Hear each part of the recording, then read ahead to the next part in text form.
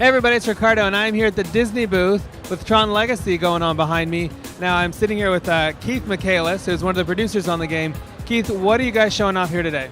Right now we're showing two different levels. We have one of the main levels which shows a lot of our free roaming and high mobility combat, and we also have a light cycle mission as well. Now, one of the things that stood out about the game as we've seen it has been the whole parkour element when you're getting around. So do you want to talk to us about some of the mechanics, because this particular level shows us a couple new things?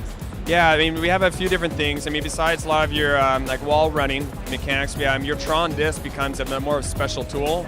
There's even like what's things called like a mag pull, which pulls the disc into like a little energy ball to get you across a really far distance. And you'll see that upcoming in a few seconds. Now we also saw a story cinematic in there. How does it all work out between kind of gameplay and cinematics?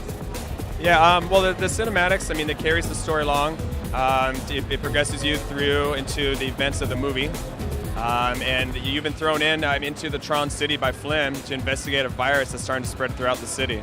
And that's kind of where you start. And the demo that we have here, you're about 2.5, 3 hours into it. And by now the system was aware of you and they're trying to stop you.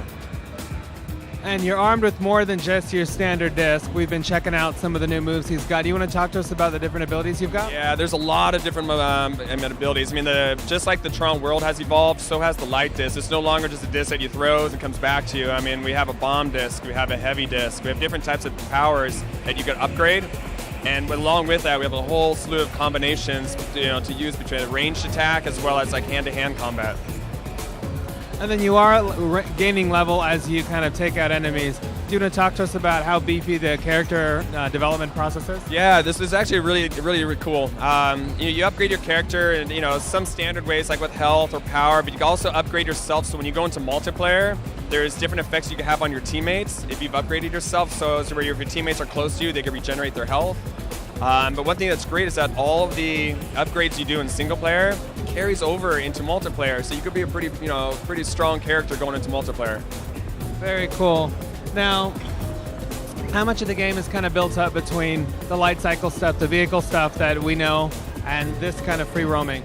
Yeah, the free roaming is definitely the majority of the game, and it tied into all the combat. The light cycle has a little bit smaller portion, so it's definitely not the critical path of the game. The free roaming is definitely the heart of the game, and the high mobility combat.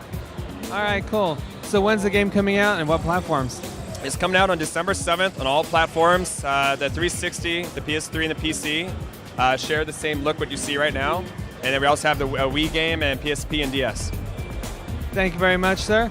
There you go. That is your latest look at Tron. Be sure and check the site for more.